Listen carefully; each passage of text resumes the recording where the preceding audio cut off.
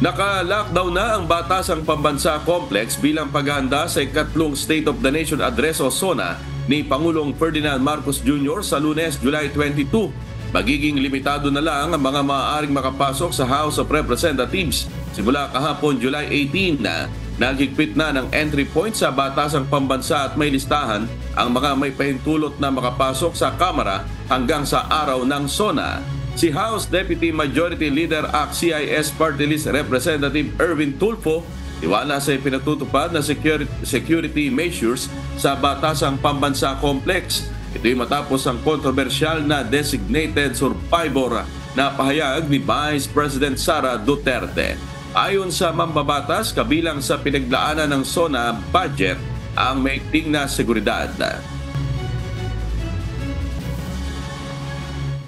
And I trust the security of Congress. Lalo pa ngayon, inagahan pa nila na mas maaga na one day, tapos panay ang sweep nila. So I heard na they'll do another sweep on Sunday, tapos early Monday morning there will be another sweep. Hindi lang naman sa pagkain ginagasta yun eh. It's more in security, preparations, di ba? Nandyan, makikita naman natin, paglabas natin sa Congress, katakot-takot na ilang, yung mga pulis na yun, pinapakain kaya yun, pakainin natin din, di ba?